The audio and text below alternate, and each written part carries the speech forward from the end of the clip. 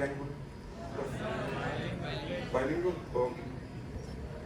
तो आज का जो सेशन है प्लेजर हंट। देखिए, जिंदगी में हम कई बार ऐसे मोड़ पे आके खड़े हो जाते हैं जब ये समझ में नहीं आता है कि जिंदगी हमारे मजे ले रही है, हम जिंदगी के मजे ले रहे हैं। कई बार ऐसा होता है।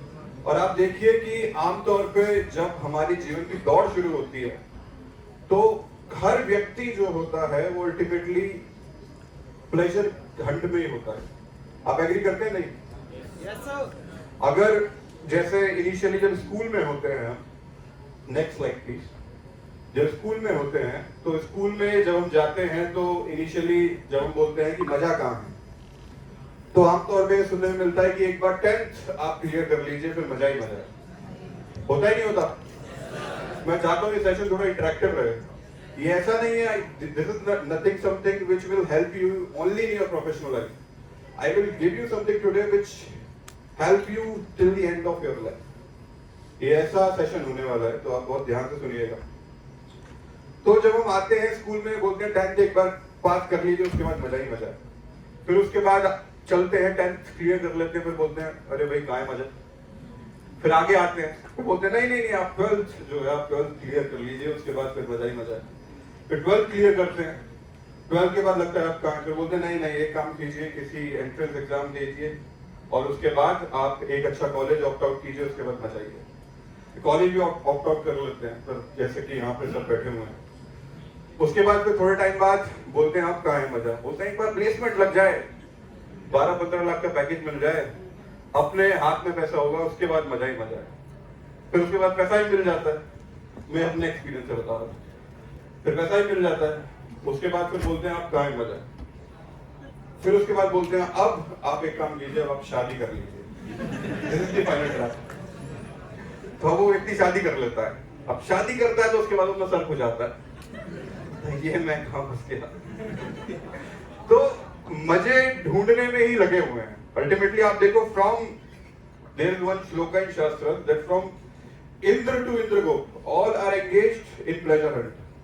आप कोई भी व्यक्ति देख लीजिए, कोई रिक्शे वाला हो, वो अगर रिक्शा चला रहा है रोड पे, या कोई जो है एक मर्सिडीज में बैक में बैठ के जा रहा है, हर व्यक्ति जो है वो प्लेजर हंट में है। Do you agree? Next slide. अब हम ये देखते हैं कि प्लेजर हंट में जो व्यक्ति है, नेक्स्ट स्लाइड, वो कौन है।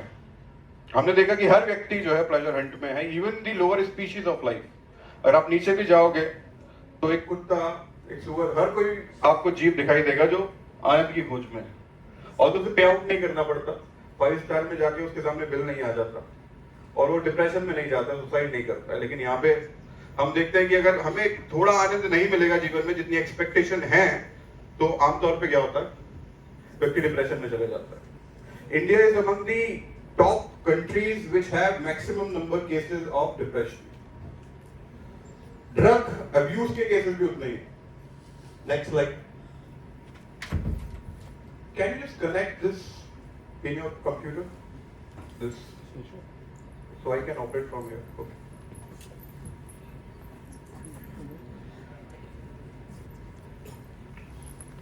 अब प्रश्न उठता है उसके बाद कि क्यों व्यक्ति जो है वो आनंद की खोज में है, प्लेजर हंट में क्यों है। अब ये जो व्यक्ति है, जो स्टूडेंट है, कोई भी मान लीजिए आप, वो जब प्लेजर हंट में लगता है तो वो अलग अलग स्तर पे जाता है। There are different platforms of seeking pleasure, and it goes in hierarchy from bottom to top. और सबसे नीचे का जो प्लेजर होता है वो कौन सा होता है? Is that USB connected? Hello? नहीं हुआ? Okay, you can operate from there. Next slide. हमने देखा अलग अलग स्तर पे जो है ये आनंद लेने की कोशिश करता है। सबसे जो निचला स्तर आता है जब व्यक्ति जहां प्लेजर हंट करने की कोशिश करता है, जहां पर प्लेजर ड्राइव करने की कोशिश करता है, वो आता है सेंसुअल। सेंसुअल अगर बोला जाए तो उसका मतलब क्या होगा? The pleasure we drive from senses. कितने सेंसेस हैं हमारे? How many senses do we have? 5. First name them. Eyes, ears, nose, tongue, and skin. Next slide. तो सेंसुअल जो प्लेजर है, जैसे हम बोलते हैं ना कि जाते हैं एक चाइनीज कार्ट पे, बोलते हैं भैया चिली पटेटो स्पाइसी कर देना, बोलते नहीं बोलते क्यों? Because it gives pleasure to our tongue. कोई बोले अरे आज तो बहुत बढ़िया लग रहे हो आप, क्या टी शर्ट बन गया है, एकदम दिन बन जाएगा हमारा, है ना? तो वो क्या है? Pleasure to ears. You are hearing from जिसके बारे में बोला गया, जिसने बोला उसके बारे में नहीं, जिसके बारे में बोला गया उसे बड़ा अच्छा लगेगा, बोलेगा आज तो आपने मेरा दिन बना दिया. Next slide. और अगर सेंसुअल से आप ऊपर जाओगे तो कौन सा प्लेजर आता है? मेंटल. अगर बोला जाए तो कौन सा प्लेजर होगा? कोई एग्जांपल दीजिए. माइंड का प्लेजर. माइंड का प्लेजर कौन सा होता है? पबजी. और कौन सा होता है? Video games. The pleasure we derive out of like watching cricket matches, football matches होता है. खुद तो जाके नहीं खेल रहे हैं, लेकिन देखने से क्या आ रहा है? देखने से मजा आ रहा है, अच्छा लग रहा है. समझ में आ रहा है अब तक आपको जो मैं बता रहा हूँ? ऐसा तो नहीं है कुछ ज्यादा जो है फिलोसॉफिकल हो रहा है? समझ में आ रहा है? प्रैक्टिकल लग रहा है? Next slide. अब मेंटल से ऊपर कौन सा प्लेजर होता है?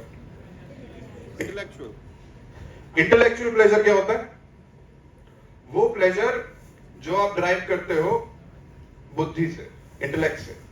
अब ये कौन सा प्लेजर हो गया? बुद्धि से जो आप ड्राइव कर रहे हो. मैथमेटिकल प्रॉब्लम सॉल्व करेंगे कभी? बीटेक स्टूडेंट से सीएस की करे होंगे, बिल्कुल करे होंगे. कभी मैथमेटिकल प्रॉब्लम सॉल्व करते हैं और वो आंसर आ जाता है तो एक किक मिलता है, बड़ा अच्छा लगा. मिलता है नहीं मिलता? इंटेलेक्ट का प्लेजर होता है. तो अभी हमने कितने प्लेजर देखे? 3. कौन से सबसे नीचे? मेंटल, उससे ऊपर इंटेलेक्चुअल. सेंसुअल, मेंटल और इंटेलेक्चुअल.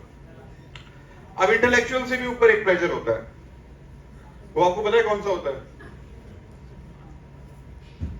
ये सुना है कभी? चाचा विधायक है हमारे, सुना है नहीं सुना? That is egoistic pleasure. Next slide. Egoistic pleasure. क्योंकि कोई व्यक्ति सोचता है मेरे ईगो को सेटिस्फेक्शन मिले. अगर आप देखोगे पूरे विश्व में जो युद्ध है, जो लड़ाई है, जो द्वंद्व है, जैसे हमारे पर कई बार केसेस आते हैं, तो मोस्टली जो केसेस होते हैं that are the products of ego clash. That's it, the tussle of ego. और ईगोइस्टिक प्लेजर जो होता है, इसमें अगर आप देखोगे तो सबसे बड़ा प्लेजर होता है ऑन मटेरियल लेवल. और एक व्यक्ति को ये बड़ा अच्छा लगता है to become a king, to become someone who get recognition around the globe. ऐसा बनना चाहता है ना, कोई फेम चाहता है. क्या होता है उससे? ईगो बूस्ट होता है. तो ये सारे प्लेजर्स हैं अलग अलग स्टेज पे.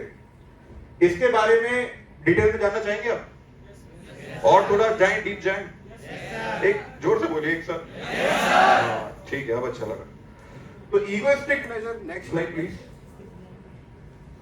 अब सेंसुअल जो प्लेजर है, नेक्स्ट स्लाइड. इसमें हम देखते हैं कि हमने देखे 5 सेंसेस हैं: eyes, ears, nose, tongue and skin. आंखों को देखना अच्छा होता है. आंखों को क्या लगता है कि मैं अच्छी चीजें देखूं. अगर कोई बीच फेसिंग अपार्टमेंट होगा, बंगलो होगा, उसका कीमत हमेशा ज्यादा होता है. क्यों? फिर सुबह उठोगे और एक अच्छा व्यू मिलेगा आपको. या पार्क फेसिंग कुछ होगा तो अच्छा व्यू मिलेगा. अगर मैं आपसे पूछूं कि out of these 5 senses which pleasure is topmost on sensual level, तो आप कौन सा बोलोगे? Eyes. Anyone else? Skin. और कोई? Ear. Tongue. जीभ. पिज्जा खाना, बर्गर खाना. The topmost pleasure is skin. The attraction between male and female. ये जो प्लेजर होता है. Next slide please. तो एक कहानी सुनते हैं एक बार. एक कहानी होती है, क्योंकि आप फर्स्ट ईयर के स्टूडेंट हो, सेकंड ईयर यहाँ mostly are from first year. तो हम जब कॉलेज में आते हैं हमें दिखता है कि अब चलते हैं अंदर, अब थोड़ा मजा भी करेंगे. We want to have 3 things: study, fun and sleep. 3 चीज चाहिए हमें कॉलेज में आने के बाद. सोना भी है, पढ़ना भी है और खेलना भी है. लेकिन तीनों चीजें एक साथ नहीं हो सकती. अब एक बार क्या होता है, हमारे इतिहास में एक कहानी आती है जिसमें आप किंग बढ़ते रहे. ये किसने कहानी सुनी है? सुनिए पहले किसी ने, king Bhartrihari. There was a king in Satyug whose name was Bhartrihari. और भर्तृहरि जो थे वो काफी कुशल राजा थे, लेकिन he was very attracted to the beauty of his like youngest queen, जो कि सबसे छोटी रानी थी, उनकी सुंदरता से काफी आकर्षित थे और इतने आकर्षित थे कि उनकी ब्यूटी को ग्लोरीफाई करते हुए इन्होंने एक कविता लिखी जिसमें 100 श्लोक लिखे और उसको इन्होंने नाम दिया श्रृंगार शतक। अगर आप गूगल भी करोगे तो आपको आराम से मिल जाएगा वो श्रृंगार शतक। तो श्रृंगार मतलब ब्यूटी और शतक मतलब 100। ये तो शतक का तो मतलब पता है भारत में सबको। और जब ये हुआ तो एक साधु थे, साधु भर्तृहरि के पास जाते हैं और बोलते हैं मुझे आवश्यकता है कि इनकी आंखें थोड़ी खोली जाए, क्योंकि जिस प्लेजर में लगे हुए हैं that is not the top most pleasure. तो वो जाते हैं और बोलते हैं कि जब वो जाते हैं राजा के द्वार पे, तो राजा भारतीय संस्कृति के हिसाब से उन्हें जो है आते हैं और उनका वेलकम करते हैं, पद प्रक्षालन करते हैं और उन्हें अपने राज सिंहासन पे, थ्रोन पे बिठाते हैं। और बैठने के बाद जब ये सब हो जाता है तो राजा पूछते हैं हाँ मुनिवर आप बताइए आप किस उद्देश्य से मेरे राज्य में पधारे हैं। आजकल ऐसा होता है, आजकल घर का बैल बजता है तो सबसे पहले क्या होता है, क्या काम है, किस लिए आए हो। पहले ऐसा नहीं होता था। तो India is a country which is full of cultural heritage. तो जब आते हैं तो वो जो साधु होते हैं वो बोलते हैं राजन मैं आज आपको कुछ देने के लिए आया हूँ, कुछ मांगने के लिए नहीं आया, भिक्षा के लिए नहीं आया मैं यहाँ पे। बोलते हैं आप मुझे क्या देने आए हो। बोलते हैं मैं आपको देने आया हूं आज एक जेम, एक ज्वेल, एक मणि आपको देने आया हूं। बोलते हैं मणि, बोलते हैं ऐसे मेरे खजाने में अनेकों रत्न रखे हुए हैं, आप क्या मुझे दोगे, मैं राजा हूं। बोलते हैं नहीं मैं ये आपके लिए लेके आया। बोलते हैं इसकी क्या खासियत है आप बताइए। बोलते हैं इसकी एक खासियत है कि ये मणि आप जिसको भी गिफ्ट करोगे, जिसको भी उपहार स्वरूप दोगे, उसका प्रेम आपके प्रति 10 गुना बढ़ जाएगा। क्या बात है, कौन नहीं लेना चाहेगा ऐसे मणि, जिसको भी आप गिफ्ट करोगे। बोलते हैं बहुत जबरदस्त मणि है। अब जब उन्हें मिलता है तो जो साधु होते हैं उन्हें प्रणाम करते हैं, बोलते हैं बहुत बहुत धन्यवाद आप पधारे हमारे यहाँ पे। और वो जाके ही सबसे पहले जो है ऑब्वियसली वो मणि किसको देते हैं, सबसे पहले जाके अपनी छोटी रानी को, क्योंकि सबसे ज्यादा प्रेम उसी को ही करते थे। और वो छोटी रानी को रहस्य भी बता देते हैं कि ये मणि आप जिसको भी दोगे उसका प्रेम आपके प्रति 10 गुना बढ़ जाएगा। अब वो जाते हैं, कई दिन बीत जाते हैं, राजा अपने बगीचे में बैठे होते हैं और ठंडी ठंडी हवाएं चल रही होती हैं, पक्षी चहचहा रहे होते हैं, वृक्षों पे फल लदे होते हैं और राजा बगीचे में बैठे होते हैं। सामने पगडंडी से एक स्त्री चलती हुई आती है राजा की तरफ और वो स्त्री जो है वो राजा पहचानते नहीं थे उसे, वो कौन है। वो आती है, आते के साथ ही वो राजा के पास आती है और अपने हाथ में से वही मणि निकाल के राजा को देती है। बोलती है मैं आपसे बहुत प्रेम करती हूँ और ये मणि आपके लिए है और मैंने सुना है इस मणि को आप जिसको दोगे उसका प्रेम आपके प्रति 10 गुना बढ़ जाएगा। आप बोलिए साथ में, 10 गुना बढ़ जाएगा। मैं सोने नहीं दूंगा किसी को, ठीक है, और नींद आएगी भी नहीं आपको। तो वो बोलते हैं ठीक है। अब राजा जो है वो एकदम शॉक्ड हो जाते हैं, ये क्या हुआ। कलयुग होता तो क्या होता, मिर्जापुर सीरीज शुरू हो गया, लेकिन वहां पे ये नहीं हुआ। वहां पे युग अलग था उस टाइम और राजा ने क्या किया, राजा ने कविता लिखी। There is one stanza of that Kavita, that poem, कि यह चिंतयामि सततम मयि सा विरक्ता साचान्य इच्छति जना अन्यो न रक्ता अस्मत् कृते च परितुष्यति का च धन्या धिक्ताम च मदनम च इमाम च माम च। समझ में आया आपको? संस्कृत है। मुझे भी बता रहे थे यहाँ पे जो आपके कंप्यूटर डिपार्टमेंट के हेड है कि यहाँ पे एक हिंदी में भी सीएस प्रोग्राम शुरू हुआ है ना। तो how many are there who are from Hindi CS programme? Very good. I must appreciate कि आप लोगों ने ऑप्ट आउट किया है इसे, इंडियन रीजनल लैंग्वेज हिंदी का जो। तो जब ये पढ़ते हैं वो बोलते हैं या चिंतयामि सततम, वो बोलते हैं मैं जिसके चिंतन में था हमेशा, सततम हमेशा, मयि सा विरक्ता, और वो मुझसे विरक्त थी। साचान्य इच्छति जना, उसकी इच्छा में था अन्यो न रक्ता, कोई और व्यक्ति। अस्मत् कृते च परितुष्यति का च धन्या, और इस प्रकार से मणि एक व्यक्ति से दूसरे व्यक्ति पे, दूसरे व्यक्ति से तीसरे व्यक्ति पे, तीसरे व्यक्ति से चौथे व्यक्ति पे जाती रहे। अस्मत् कृते च परितुष्यति का च धन्या धिक्ताम च, बोलते हैं धिक्कार है इन सब लोगों पे। मदनम चा, धिक्कार है क्यूपिड पे, द गॉड ऑफ लस्ट। धिक्ताम च मदनम च, इमाम च, और धिक्कार है कुछ पूरे एपिसोड पे, एंड माम च, धिक्कार है खुद पे, क्योंकि मैं इतना अटैच हो गया। और उसके बाद वो ऐसी 100 श्लोक लिखते हैं इस कविता में, और उस कविता को टाइटल देते हैं वैराग्य शतक, फ्रॉम श्रृंगार टू वैराग्य। तो हम देखते हैं जो सेंसुअल लेवल पे भी जो प्लेजर है, नेक्स्ट स्लाइड प्लीज, वो भी कोई इतनी गारंटी नहीं देता है कि आपको एवरलास्टिंग प्लेजर मिलता रहेगा। कुछ ना कुछ उस पे अप डाउन आ सकता है, उसकी गारंटी है कि आएगा। Next slide. और उसके बाद हम देखते हैं mental pleasure. And mental pleasure is above and higher than sensual pleasure. अब इसका एग्जांपल लेते हैं। How many of students here like watching cricket? और ठीक है, और क्रिकेट कौन सा प्लेजर है अगर हम देख रहे हैं उसे? कौन सा है वो? मेंटल। तो हम देखते हैं यहाँ पे, ठीक है, नेक्स्ट स्लाइड प्लीज। और ये क्यों मेंटल प्लेजर इतना हायर है सेंसुअल से, और कब मेंटल प्लेजर में आपको टेस्ट मिलता है?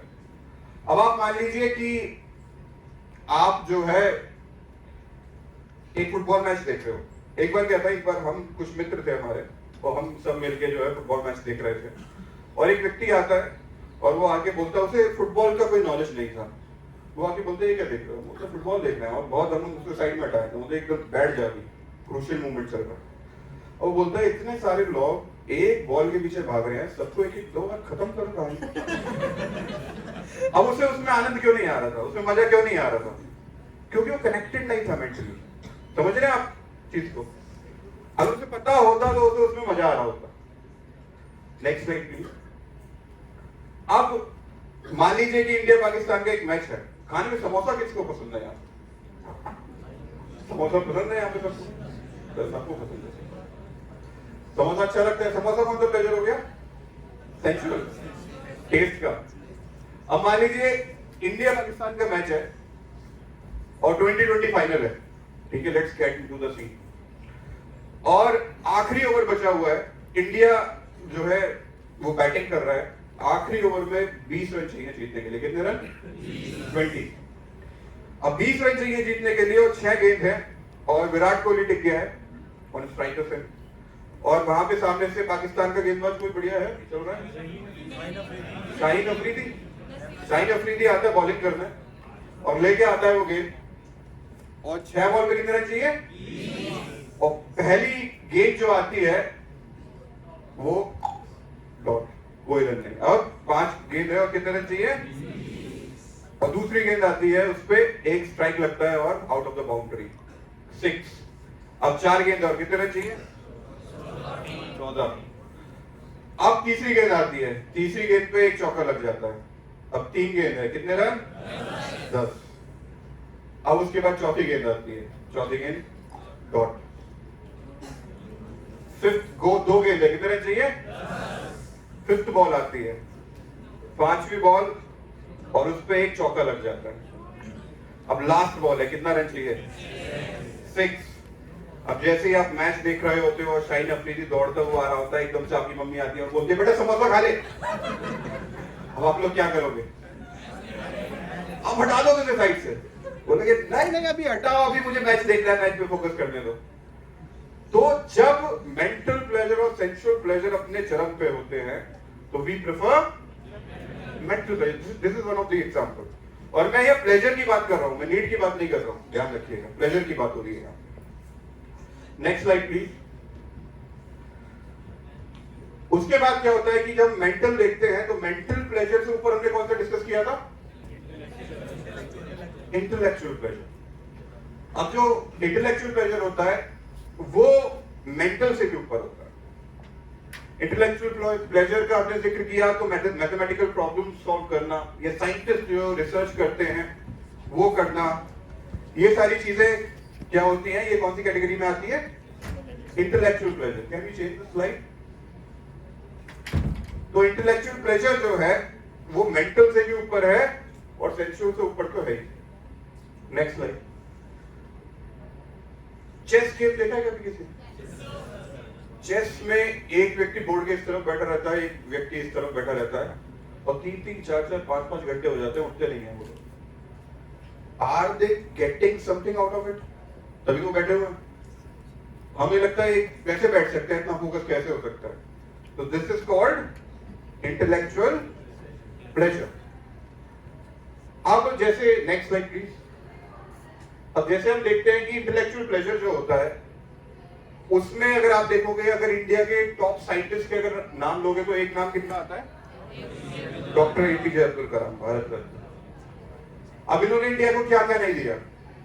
पीएसएलवी, जीएसएलवी, अग्नि सीरीज, बहुत सारी चीजें दी, और अपने करियर में ये टॉप तक पहुंचे। He became the president of India.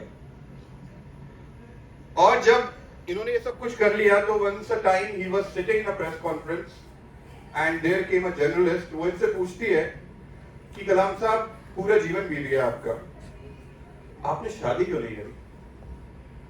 अब ये जो कलाम साहब होते हैं बोलते हैं, मुझे अभी ध्यान आया जब आपने पूछा कि शादी क्यों नहीं करी, मुझे ध्यान ही नहीं था, अब ध्यान आया जब आपने मुझे पूछा।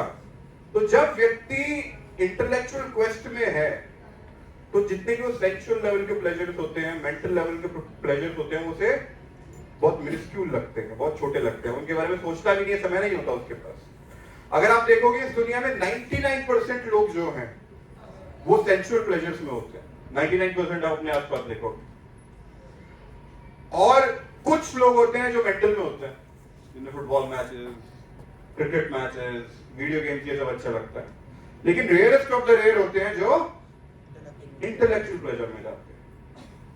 और इंटेलेक्चुअल प्लेजर का अगर एक एग्जांपल हम और ले तो next slide please, next slide. तो हमें दिखता है ब्रुकलिन ब्रिज, ब्रुकलिन और मैनहट्टन को जो कनेक्ट करता है। This is American bridge, it was build in 1867 by John Roebling. इसके पीछे की कहानी पता है आपको? सुनना चाहोगे आप लोग? जोर से बोलो एक बार। तो एक बार क्या होता है, एक बार 19th सेंचुरी में क्या होता है कि उस टाइम नदी पे पुल बांधना बहुत मुश्किल होता था। सिविल इंजीनियरिंग इतनी एडवांस नहीं करी थी उस टाइम। नदी पे जब पुल बांधते थे तो टूट जाता था। लेकिन एक बहुत फेमस सिविल इंजीनियर थे, his name was John Augustine Roebling, for short John Roebling. वो बहुत जो है माहिर इंजीनियर थे और उनका एक बेटा था जूनियर रॉबलिंग। उन्होंने सरकार के आगे एक प्रपोजल रखा कि I can connect this two cities across the river, Brooklyn and Manhattan, और मैं इस पे पुल बांध सकता हूं और जो डिस्टेंस कवर करने में 3 घंटा लगता है उसे केवल मैं 30 मिनट्स में कवर कर सकता हूं। बोलते हैं बहुत अच्छा है, लेकिन आप ये कर पाओगे? क्योंकि आज तक ऐसा हुआ नहीं है।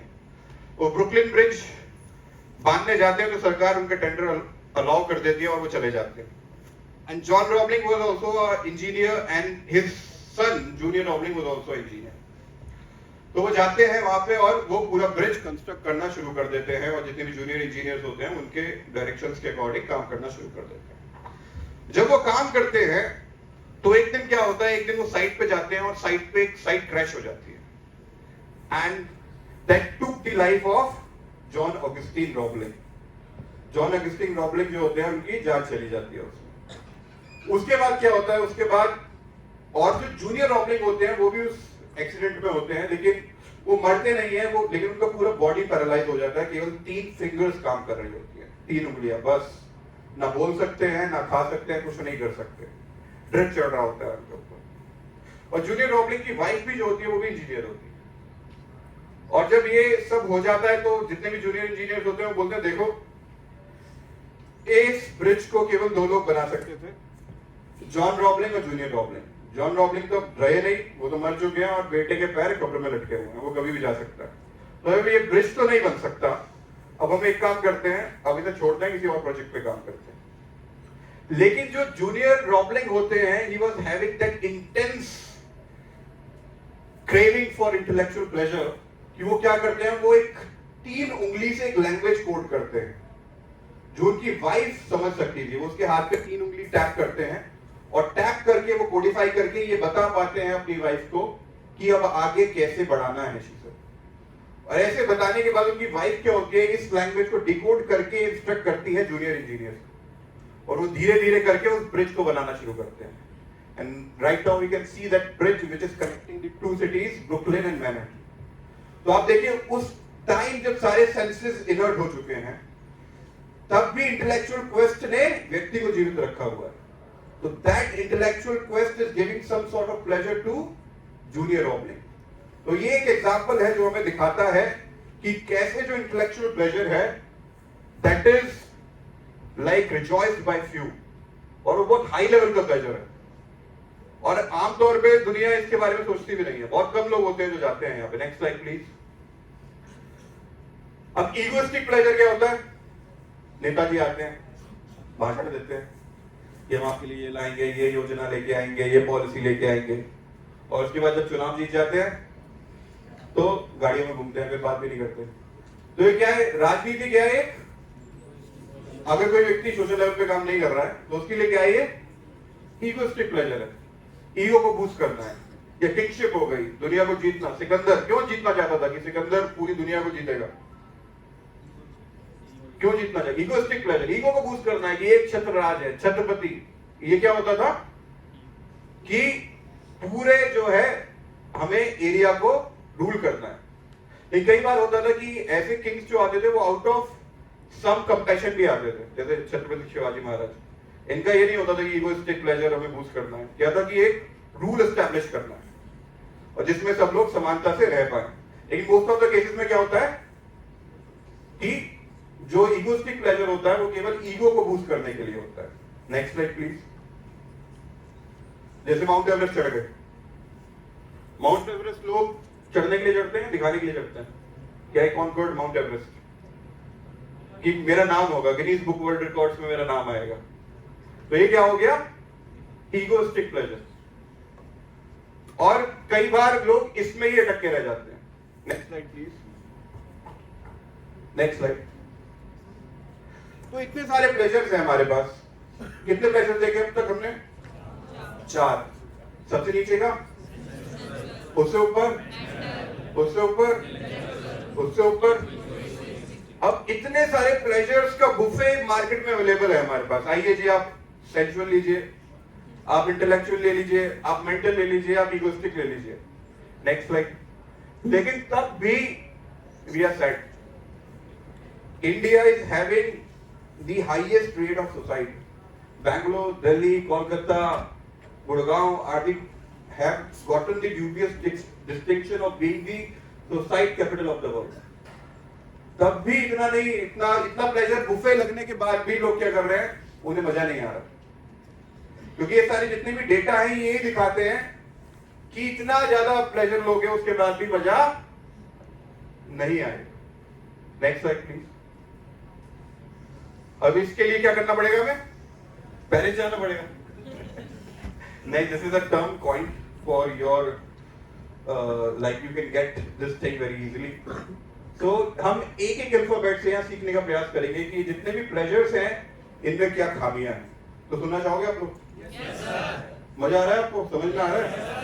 तो जोर से बोलिए. yes, ठीक है. सोया तो नहीं कोई? एक बार के सोने के भी कई बार फायदे हो जाते हैं. एक बार क्या होता है, एक बार एक व्यक्ति होता है, वो कथा में जाता है, जो भागवत कथा होती है उसमें वो जाता है, वो जाके सो जाता है. और जो वक्ता होता है उसके साथ ही जाके सो जाता है. जैसे आप फ्रंट चेयर पे आके वो सो जाता है.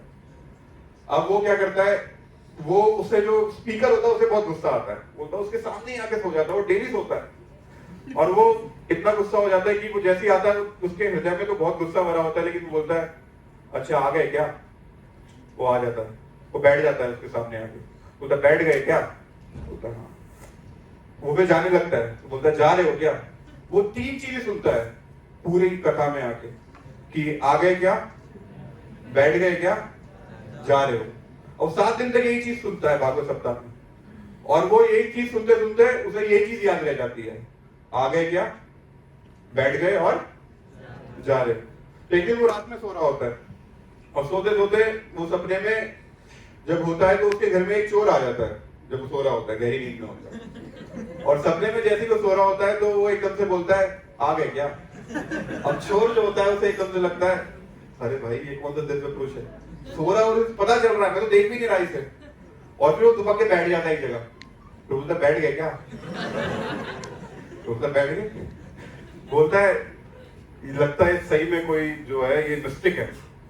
अब वो जाने लगता है, बोलता जा रहे हो क्या? अब उसे लगता है ये क्या हो गया, उस घर का वो नंबर नोट करता है, बोलता है आज के बाद यहाँ नहीं आना। तो सुनने के कोई ना कोई बेनिफिट तो मिलता ही है। तो हम आगे चलते हैं, पेरिस से शुरू करते हैं। P in the term Paris stands for, next slide, painful. ये जितने भी प्लेजर्स हैं एक कॉम्बो पैकेज है इसके साथ। क्या है कि पेन इज सप्लीमेंट्री। पेन आपको एक सप्लीमेंट और कॉम्प्लीमेंट्री दोनों मिलेगा आपको। और ये क्यों मिलेगा? जैसे भगवत गीता में कृष्ण कहते हैं अर्जुन से, यही संस्पर्श जा भोगान दुख यो नया एवते आद्यंतवंत कौन्तेया नातेषु रमते बुधा। अगर आप भगवत गीता पढ़ोगे, कितने लोग हैं भगवत गीता पढ़ा है? Very few. भगवत गीता में कोई ऐसे नहीं है, ऐसी बुक नहीं है जिसमें आपको अगरबत्ती घुमाना सिखाएंगे। भगवत गीता क्या है? This is a discussion between Krishna and Arjun, how to lead a life. This is life manual. तो वहां पे क्या होता है, वहां पे कृष्ण बताते हैं अर्जुन को कि ये जो मटेरियल प्लेजर्स हैं जो अराइज होते हैं between the combination of senses and sense objects, यही संस्पर्श जा भोगान दुख यो नया एवते। ये क्या है? दुख का कारण है। क्यों दुख का कारण है? अद्यंतवंत कौन्तेया। क्यों? क्योंकि इसका एक बिगिनिंग है और इसका एक एंड भी है। ऐसा नहीं है कि एवरलास्टिंग है ये। अगर आपको समोसा खाना है, कितना खा लोगे? 2, 4, 5, 6, 7, 8, 10, उससे ज्यादा नहीं। एक बार एक व्यक्ति होता है, ये असली कहानी है, वो महाराष्ट्र में एक वड़ा पाव की स्टॉल पे काम करता है और वो सोचता है कि मैं एक दिन वड़ा पाव लेके खा लेता है, और मालिक जो होता है उसे पता चल जाता है, उसे बहुत मारता है। और जब मारता है तो उसे एक दिन उसके हृदय में आता है कि मैं एक दिन बहुत मेहनत करूंगा, बहुत मेहनत करके एक वड़ा पाव की दुकान खोलूंगा और जितने वड़ा पाव मेरा मन करेगा उतने खाऊंगा। वो बहुत मेहनत करता है। मेहनत करने के बाद वो बहुत सारी चेन्स खोल देता है वड़ा पाव की। और अगर आप आज बॉम्बे में जाओगे तो उसकी मल्टीपल चेन्स हैं, बड़े बड़े स्टोर्स हैं उसके। और जब वो चेन्स खोल देता है सारी, तो उसके बाद वो डॉक्टर उसकी रिपोर्ट लेके आते हैं, बोलते हैं high cholesterol, high BP, sugar, no more vada pav. जब उसने सब कुछ पा लिया, तो यहाँ कुछ ना कुछ आपको ऐसी चीज मिलेगी जो आपको पेन देगी। Pain and pleasure are part of the same coin. क्या है कि एक ही सिक्के के दो पहलू हैं। Next slide please. A in the term Paris stands for addiction. Addictive होते हैं ये प्लेजर। कैसे एडिक्टिव होते हैं? जैसे मान लीजिए नए नए कॉलेज में आते हैं, फर्स्ट ईयर में आते हैं हम लोग, हमें एक लॉबी दिखाई देती है स्टूडेंट्स की, who are into smoking, who are into drinking। अब व्यक्ति जो है उसने नहीं, भारत का कुछ कल्चर ऐसा है कि व्यक्ति शुरू से इन चीजों में नहीं पड़ता है। ऐसा नहीं होता है कि मैटरनिटी वार्ड से बच्चा पैदा हुआ और डॉक्टर लेके आया और बोलो लीजिए आपके यहाँ नशेड़ी पैदा हुआ है। ऐसा नहीं होता। ठीक है, तो वो क्या करता है, वो जब आता है, आने के बाद वो आता है कॉलेज में और उसने सब कुछ ट्राई नहीं किया, तो भगवान बताते हैं गीता में, कृष्ण बताते हैं, 2 श्लोक में बताते हैं केवल कि ये व्यक्ति एडिक्शन में कैसे फंसता है। Chapter 2 shloka number 61 and 62। आप जानना चाहोगे ये चीज? जोर से बोलिए। तो कृष्ण क्या बताते हैं कि ध्यायतो विषयं पुंसात् संगस्तेषु उपजायते संगात् संजायते कामा कामा क्रोध अभिजायते क्रोधात् भवति सम्मोहात् सम्मोहात् स्मृति विभ्रमा स्मृति भ्रंशात् बुद्धिनाशात् बुद्धिनाशात् प्रणश्यति। ये भगवान बता रहे हैं। भगवान क्या बता रहे हैं कि Arjun, how a person gets into the trap of addiction. भगवान बताते हैं ध्यायतो विषयं पुंसात्। क्या बता रहे हैं कि अर्जुन, पहले व्यक्ति ध्यान लगाता है। अब वो पहले जाता है, वो क्या करता है, चीजों को देखता है, तो ध्यान लगाता है, सबसे पहले ऑब्जर्व करता है, ध्यायतो। उसके बाद विषयों को, ऑब्जेक्ट्स को, उनसे संगस्तेषु उपजायते, फिर क्या उसकी इच्छा उत्पन्न होती है कि मैं संग लेता हूं, एसोसिएट करता हूं, और वो एसोसिएट करता है, बोलता है लाओ यार एक जरा मुझे भी तो एक टच मैं भी लगाता हूं, वो जाके पीना शुरू करता है। संगस्तेषु उपजायते, फिर संगात संजायते कामा, फिर संग से क्या उत्पन्न होता है, काम मीन्स लस्ट फॉर एनीथिंग। तो जब लस्ट उत्पन्न होता है, and lust is insatiable, you can not satisfy lust. और जब ये उत्पन्न होता है तो फिर धीरे धीरे क्या करता है, कामात् क्रोध अभिजायते। और जब ये सेटिस्फाई नहीं होता है तो क्या आता है, क्रोध, एंगर। व्यक्ति को बहुत गुस्सा आ जाता है, अरे क्यों नहीं हो रहा। आपने ऐसे लोग देखे होंगे, होते ना जो ड्रग एडिक्ट, आपको दिख जाएंगे, आपको देखने को मिलेगा। तो वो क्या, क्रोध की स्थिति में है, और धीरे धीरे स्थिति और बिगड़ती है आगे। क्रोधात भक्ति सम्मोहन। और क्रोध में जब व्यक्ति होता है तो सम्मोहन की स्थिति में आ जाता है। सम्मोहन मतलब उसे पता नहीं है कि क्या ठीक है क्या गलत है, सोच ही नहीं पा रहा, उसका इंटेलेक्चुअल कैपेसिटी बिल्कुल वीक हो चुका है। सम्मोहात स्मृति विभ्रमा। और जो सम्मोहन के बाद क्या आता है, स्मृति विभ्रमा। स्मृति विभ्रमा मतलब मेमोरी लॉस्ट।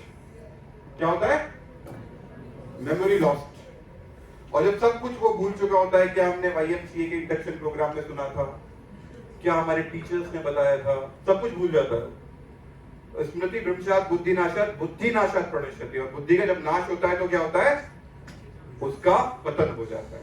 और इन दो श्लोकास पे there are several books which are written by foreign writers in hundreds of pages, और वो मार्केट में खूब धड़ल्ले से बिकती हैं।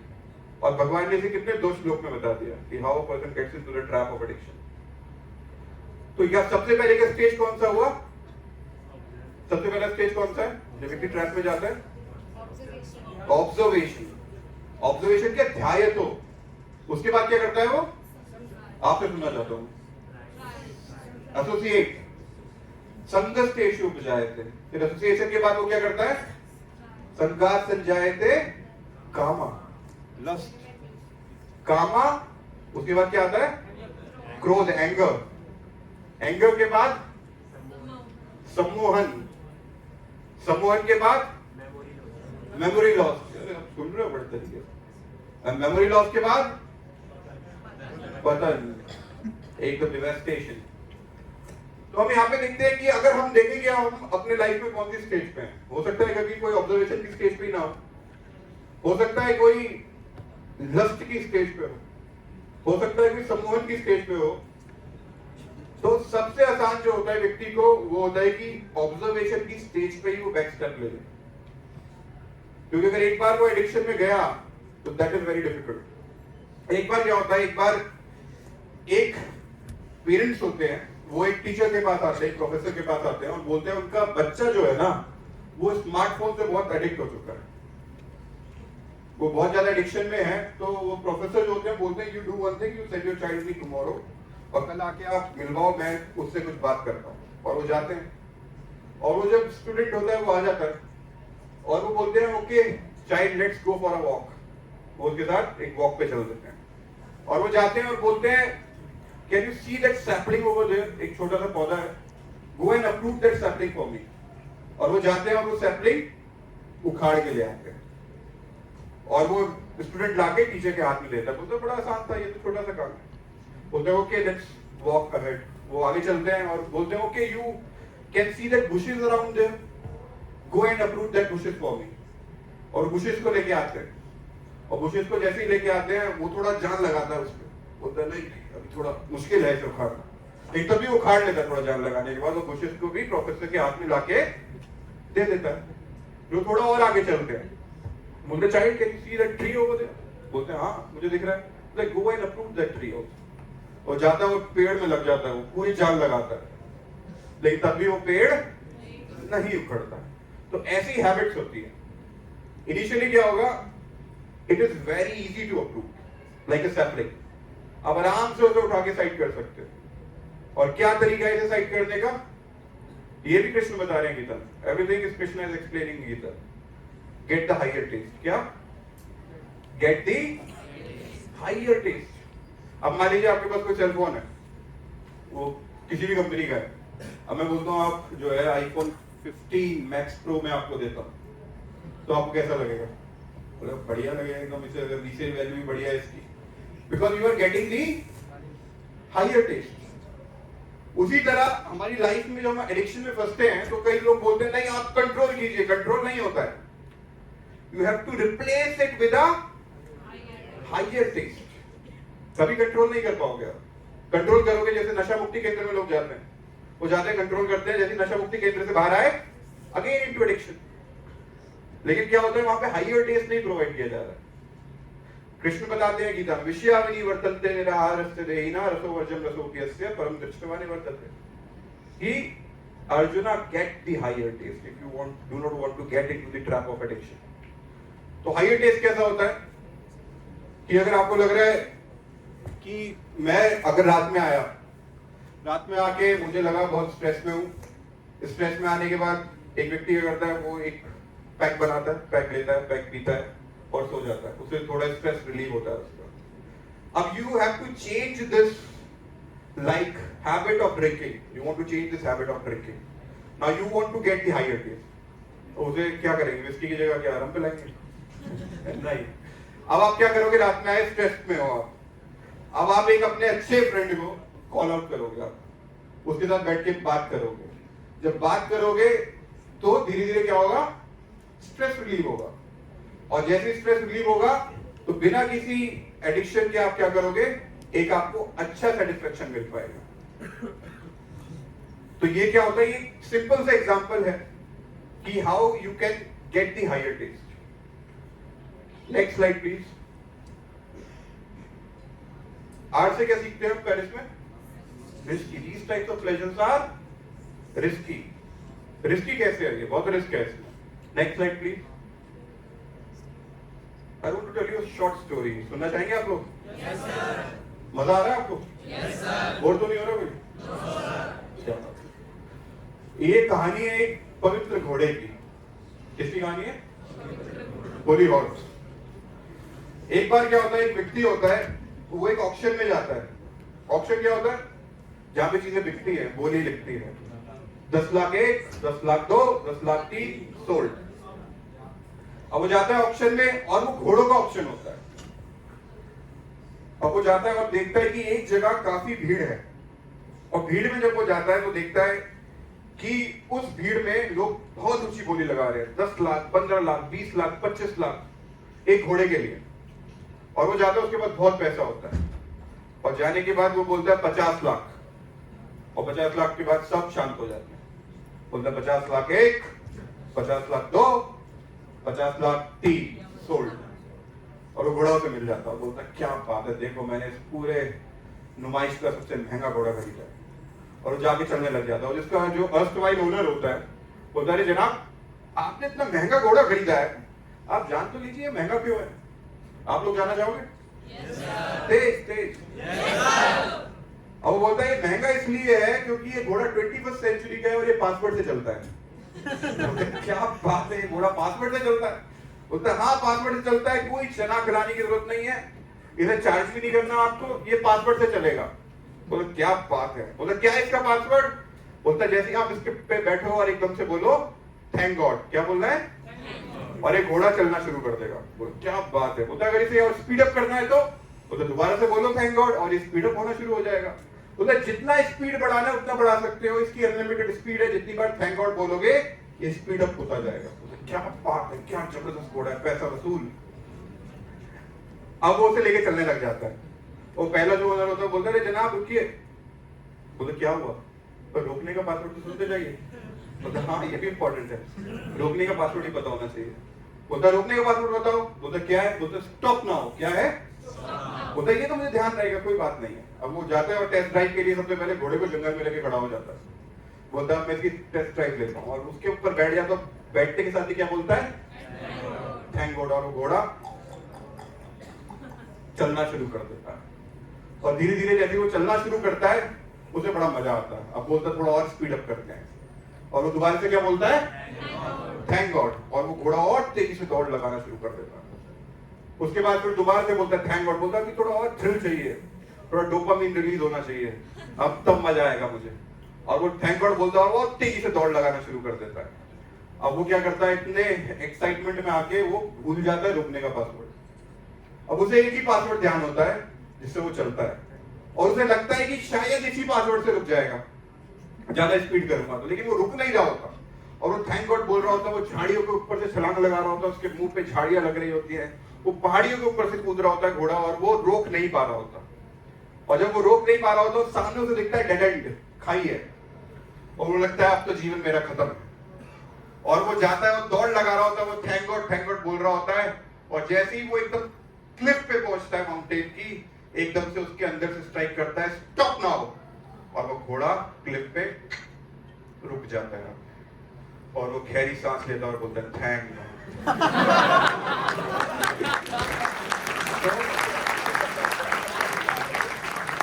अब क्या होता है, अब वो नीचे चला जाता है। ऐसी लाइफ में कई बार हमारे साथ होता है, अरे एक पैक लेना यार, इसे रोकने का पासवर्ड है, एडिक्शन नहीं पड़ेगी। एक व्यक्ति एक लेता है, चलाता है पासवर्ड से, लेकिन वह जीवन के अंत में जब तक आता है वो रोकने का पासवर्ड भूल जाता है, और जब उसे पासवर्ड ध्यान आता है तो वो डेड एंड पे होता है। तो ये प्लेजर्स क्या हैं, बहुत रिस्की हैं, जो कि मेंटल और सेक्सुअल प्लेजर्स हैं। Next slide please. Illusory, I in the term Paris stands for illusory, भ्रम है, वास्तविक टर्म प्लेजर्स है ही नहीं। अब प्लेजर क्यों नहीं है? पिज्जा पसंद है, यहाँ पे पिज्जा खाते हैं, पिज्जा पिज्जा का बढ़िया, डोमिनोज का, डोमिनोज यहाँ से बोला गया, Domino's pizza, okay let's take Domino's. पहले आवाज आया था डोमिनोज, ठीक है। आप मान लीजिए आप डोमिनोज पे जाते हो, आपने एडवर्टीजमेंट देखा, दैट बुराटा चीज पिज्जा, उसका आपने एडवर्टीजमेंट देखा और आपने उसे देखा कि अरे यार क्या चीज स्प्रेड होता है, चलो अब चलते हैं काउंटर पे और ऑर्डर करते हैं। और आप जाते हो वहां पे और काउंटर पे जाते हो, आपको मजा लेने का बहुत मन है, आप जाते हो और बोलते हो hey can I have a चीज बर्गर पिज्जा प्लीज विद बुराटा चीज ओवर इट। आप जाते हो और जाके आप वो आपके सामने पूरा एक जो है पिज्जा आ जाता है, आप उसे लेके बैठते हो, चिली फ्लेक्स डालते हो, ऑरिगेनो डालते हो, उसके बाद स्लाइस स्ट्रेच आउट करते हो और एकदम खाने वाले हो, आप एकदम खाने वाले हो। इतने में आपका क्लासमेट आता है, बैचमेट, भाई यूनिवर्सिटी का रिजल्ट आ गया। अब आप उतना ही एंजॉय कर पाओगे इसे जितना करने वाले थे? कौन कर पाएगा अभी भी? वो पीछे से बोल रहे हैं मैं कर पाऊंगा, उसके बाद फिर वो बोलता है कि भाई तू फेल हो गया है, अब कर पाओगे? अब कर पाओगे अगर वो बोलता है भाई तू फेल हो गया है?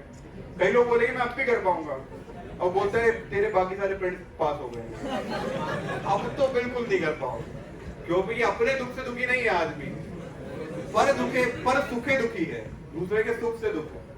तो अगर प्लेजर था उसमें तो एकदम से कहां चला गया? प्लेजर था तो आना चाहिए था, एक छोटी सी चीज है, समझ रहे हो आप लोग, बहुत छोटी सी चीज है, प्लेजर था तो उसमें मिलना चाहिए था, लेकिन जैसे ही थोड़ा माइंड डिस्टर्ब हुआ प्लेजर उड़न छू, प्लेजर पता नहीं कहां चला गया। तो जितने भी प्लेजर्स हैं ये क्या है? इल्यूजरी है। कभी आपको लगेगा कि नहीं आपको आनंद दे रहे हैं, कभी आपको लगेगा नहीं आपको आनंद नहीं दे रहे हैं। और जैसे ही आपकी लाइफ में कोई डिस्टर्बेंस आएगा, अगर आप ये प्लेजर्स लेने जाओगे तो आपको कोई मजा नहीं मिलने वाला, आपको लगेगा कि आप टाइम वेस्ट कर रहे हो बस, और कुछ नहीं। Next slide please. And as in the terms Paris stand for stale, बासी है। कितना समोसा खा लोगे, कितना पिज्जा खा लोगे, पुनः पुनः चरवेदा चरवड़ा नाम, चुइंग द च्यूड, माने चुइंगम है, आपने कहा थूक दी, फिर दोबारा उठा के खाते हो? नहीं खाते, एक बारी में तो उससे जो इसमें रस था, वो जूस था, वो खत्म। लेकिन बार बार वही प्लेजर्स लिए जा रहे हैं, बार बार उसी के पीछे पागलों की तरफ भागे जा रहे हैं। आप देखोगे जितने ड्रग एडिक्ट आपको दिखेंगे, ड्रंकार्ड्स आपको दिखेंगे, चेन स्मोकर्स आपको दिखेंगे, they are chewing the chew, they are doing the same thing again and again. क्यों कोई हायर टेस्ट मिलेगा क्या उन्हें? वही चीज मिल रही है और उसी के ट्रैप में फंसे हुए हैं, और वो टेस्ट भी नहीं मिल रहा है। अब वो ऐसी ट्रैप में, एडिक्शन में फंस चुके हैं कि उससे बाहर आना बहुत मुश्किल है, until they get the higher taste. Stay. Next slide please. तो अभी हमने देखा कि ये सारे प्लेजर्स, हमने देखा पेरिस के टर्म से हमने सीखा कि इनमें क्या क्या खामियां हैं। P in the term Paris stand for painful. Louder. A for R for I for and S for and you have to fly to get to Paris. And F for flickering. Flickering मतलब कभी मिलेगा और कभी नहीं मिलेगा, कभी आनंद आपको मिलेगा और कभी नहीं मिलेगा। ऐसे आपको लाइफ में लगेगा कि यार आज उतना मजा नहीं आया जितना उस दिन आया था। होता है ऐसा नहीं होता? होता है ना? तो फ्लिकरिंग है ये प्लेजर्स। Next slide please.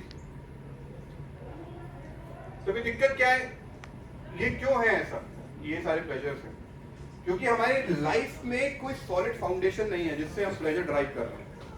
हमारी लाइफ की जो फाउंडेशन है वो बड़ी फ्रेजाइल है। हम सोचते हैं कि इससे सेंसुअल प्लेजर से हमें आनंद मिल जाएगा, मेंटल से मिल जाएगा, लेकिन आप देखिए कोई भी बिल्डिंग जो होती है अगर वो बहुत ऊंची इमारत है तो उसकी फाउंडेशन उतनी ही गहरी होगी। लेकिन क्या होता है, हमारे जीवन में कोई फाउंडेशन नहीं होती है। So we need to have that foundation, and that foundation should be value based, should be spiritual. अगर आपके जीवन में फाउंडेशन है तो जीवन में कितने भी तूफान आ जाएंगे लेकिन आपकी जो इमारत है वो हिलने नहीं वाली। Irrespective of which religion you follow, अच्छा आप कुछ भी कर रहे हो, you should have that spiritual foundation. अगर वो आपके जीवन में है तो आप जीवन में, अभी तो शुरुआत है आपके जीवन की, अभी तो आपको क्या क्या देखना है, अभी तो फर्स्ट ईयर में हो आप लोग, उसके बाद जाओगे, प्लेसमेंट होगा, कई लोग अपना बिजनेस शुरू करेंगे, बहुत चीजें करेंगे। लेकिन अगर आपके जीवन में आपका फाउंडेशन स्ट्रॉन्ग नहीं होगा तो कुछ भी आपको रिवर्सल्स मिलेंगे लाइफ में तो आप एक मिनट में पीछे हट जाओगे। ये फाउंडेशन स्ट्रॉन्ग होगा तो क्या होगा, टिके रहोगे, डटे रहोगे। और फाउंडेशन होना चाहिए value based. Next slide please. और ये जो स्पिरिचुअल प्लेजर, इंटेलेक्चुअल प्लेजर, इसकी अगर हम बात कर रहे हैं तो एक भगवद गीता में श्लोक आता है which says that which is in the beginning may be just like poison but at the end is just like nectar, and which awakens one to self realization is said to be happiness in the mode of goodness। जो जितने भी intellectual pleasures हो गए और या फिर spiritual pleasure हो गए, इनिशियली कैसे टेस्ट होते हैं, लाइक अ पॉइजन। बहुत मुश्किल होगा इनको कमांड करना, बहुत डिफिकल्ट होता है। अगर आप कोई मेडिटेशन करने बैठे हो तो आपको लगेगा नहीं बहुत डिफिकल्ट है टू कंट्रोल द माइंड, लेकिन धीरे धीरे फिर आप जब करते हो तो ये किस में टर्न हो जाएगा, लाइक नेक्टर। और जो ये सेंसुअल प्लेजर्स होते हैं इनिशियली कैसे लगते हैं, ये नेक्टर इनिशियली कैसे लगेंगे, अमृत के समान लगेंगे, और धीरे धीरे जब आप इनके ट्रैप में फंसोगे तो धीरे धीरे क्या होगा, पॉइजन के समान आपको लगने लगेंगे। तो आपको शुरू में नेक्टर चाहिए या बाद में एवरलास्टिंग नेक्टर चाहिए, एवरलास्टिंग नेक्टर चाहिए। कृष्ण गीता में बताते हैं विषया विनिवर्तन, दैट इज सेपरेट श्लोका, कि व्यवसायत्मिका बुद्धि एकहा कुरु नंदना, कि the intelligence of those who are professionals are undivided, एकहा बहुशाखा ही अनंतश्च बुद्धेयो व्यवसायना। और जो लोग होते हैं जो हमेशा कंफ्यूज रहते हैं, उनकी मैनी ब्रांच होती है, जो अटेंशन होती है। अगर लाइफ में कुछ भी पाना है तो आपकी इंटेलिजेंस कैसी होनी चाहिए, एकहा।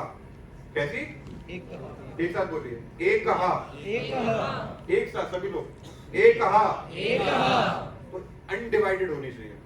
और उस अनडिवाइडेड अटेंशन के लिए प्रोफेशनल्स की बात कर रहे हैं कृष्ण, क्या चाहिए आपको लाइफ में, solid foundation, value based foundation, तब आपकी जो अटेंशन है वो डिवाइड नहीं होगी। Next slide please. So you can try various techniques like meditation, give some holy time to your schedule।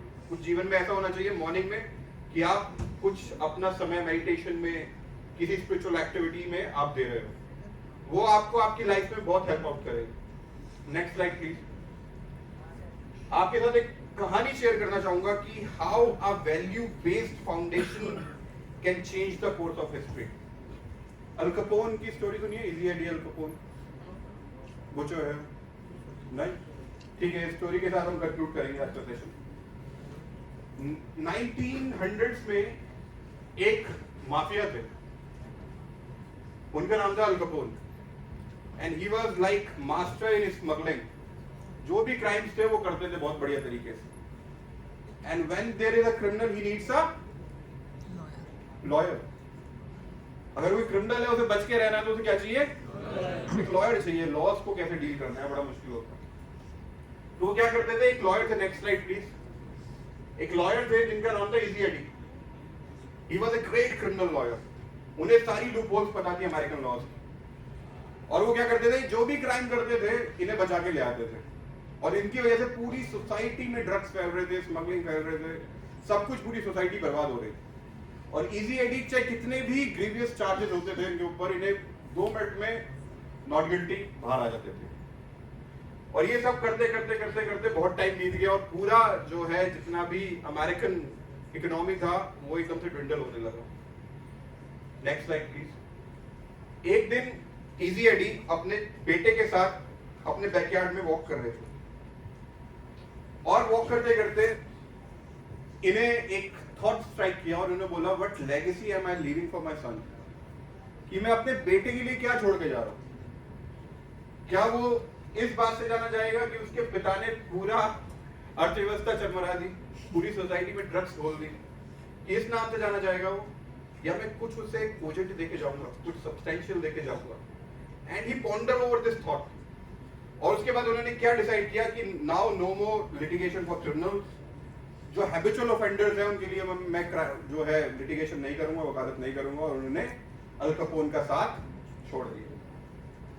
लेकिन ये साथ छोड़ने के लिए उन्हें एक बहुत बड़ी कीमत चुकानी पड़ी। Next slide please. एक दिन वो जा रहे थे अपनी गाड़ी से और रेड लाइट पर उनकी गाड़ी रुकती है और गाड़ी जैसे ही रुकती है बगल से 2 गाड़ियां और आती हैं और वो ताबड़तोड़ फायरिंग शुरू कर देते हैं। And the result was Easy Eddie was dead. ये एक कहानी थी जहां पे एक बाप ने अपने बेटे को एक अच्छा लेगेसी देने के लिए अपनी जीवन तक कुर्बान कर दिया। Now I want to tell you one second story. सुनना चाहोगे आप लोग? Yes sir. Next slide please. ये स्टोरी आती है वर्ल्ड वॉर सेकंड में, जिसमें जापान जो था बहुत हावी हो चुका था इनिशियली। जापान, अगर आप यहाँ पे देखो, जापान नेवी प्लेन्स अटैक हवाई सिंगापुर दबाव वेक वाम आइसल्स, ये आपको दिखेगा 1942 का न्यूज़पेपर है। और जापान और अमेरिका में बहुत टसल चल रहा था कि कौन जीतेगा ये, और जो जीतता वो विश्व शक्ति बनता, सुपर पावर। और वहां पे क्या होता है कि जापान प्लान करता है कि अगर हमें अमेरिका को हराना है तो we have to break its backbone, that is warship. America के बहुत बड़े बड़े वॉरशिप थे जिसपे मल्टीपल प्लेन्स होते थे, फाइटर प्लेन्स होते थे। Next slide please. तो जापान क्या सोचता है, वो बोलता है कि मैं क्या करूंगा, यहाँ पे मैं 9 बॉम्बिंग प्लेन्स लेके जाऊंगा और अमेरिका की वॉरशिप पे एक सरप्राइज अटैक कर दूंगा। और जैसे ही उसकी पूरी वॉरशिप डिस्ट्रॉय हो जाएगी, उसके सारे रिसोर्सेज डिस्ट्रॉय हो जाएंगे, तो we will be having an upper hand in the war. और जब वो ये पता चलता है तो नेक्स्ट स्लाइड, तो वो क्या करता है, वो जाता है 9 बॉम्बिंग प्लेन्स को लेके। और जब प्लेन्स को लेके जाता है तो वहां पे पता नहीं होता क्योंकि सरप्राइज अटैक होता है। अमेरिकन जो नेवी होती है वो प्रिपेयर नहीं होती। और वहां पे एक जो फाइटर पायलट होते हैं उनका नाम होता है बुचो हेयर। क्या नाम होता है? बुचो हेयर। वो क्या करते हैं, बिना किसी कमांड के, बिना किसी ऑर्डर के वो अपना फाइटर प्लेन निकालते हैं और वो मार्च कर देते हैं towards this 9 bombing planes of Japan.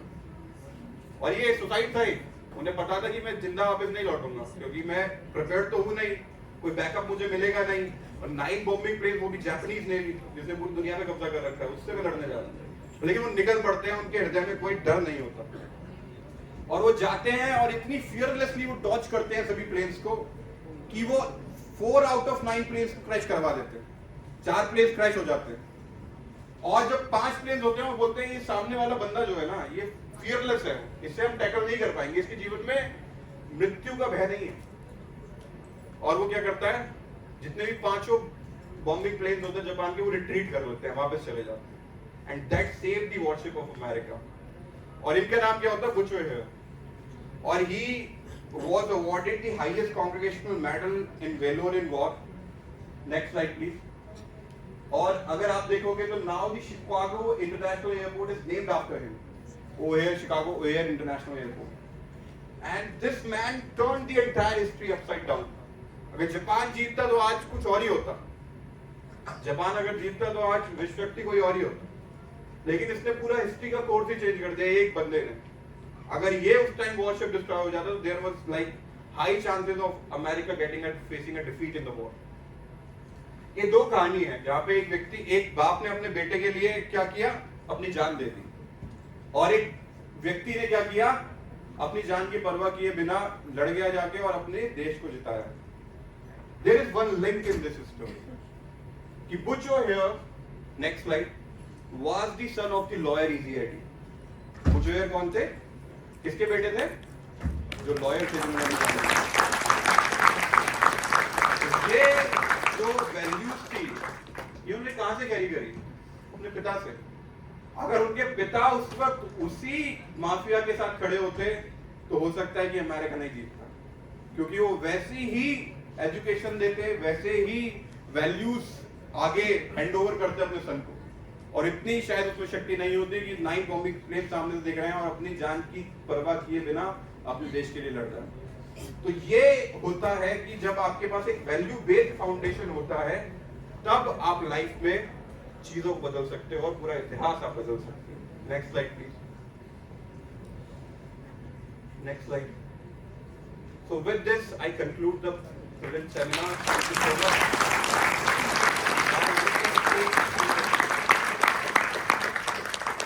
अगर कुछ क्वेश्चन ले सकते हैं आप. I will try to answer.